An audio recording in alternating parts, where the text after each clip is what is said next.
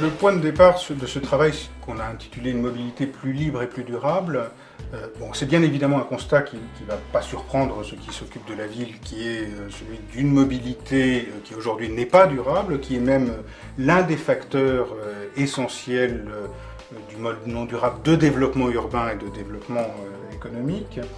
Mais c'est aussi peut-être une forme d'insatisfaction face à l'état actuel des réponses. Il y a des réponses qui sont nécessaires, et qui parfois d'ailleurs produisent un certain nombre de résultats, mais qui sont, je dirais, un peu frontales. Face à un problème qui est un problème de mobilité, on va d'abord travailler sur les transports, et on va essentiellement y travailler sous la forme de grandes actions collectives, de grandes actions publiques.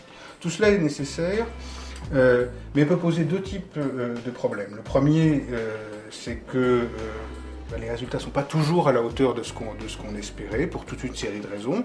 Ça peut être le potentiel de ces politiques, ça peut être les résistances qu'elles suscitent. Le second, c'est qu'il peut y avoir une opposition ou une tension assez forte entre l'objectif écologique, environnemental, et un enjeu qui est tout aussi fort et puissant, qui est celui de l'équité, dans la possibilité de bouger et dans l'accès aux ressources, aux aménités, aux relations, aux autres dans la ville.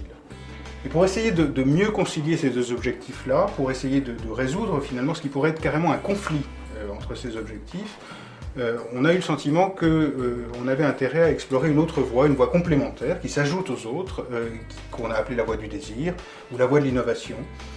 C'est-à-dire une voie qui va s'appuyer sur les énergies, sur les volontés d'entreprendre, sur les volontés d'inventer des solutions à des niveaux grands, petits, moyens, commerciaux ou citoyens.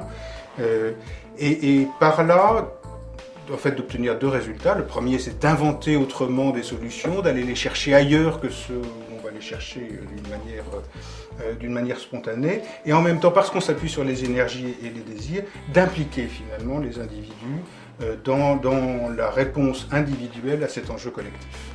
C'est un peu ça qu'on met derrière ce vocable ou cette appellation d'une mobilité plus libre et plus durable.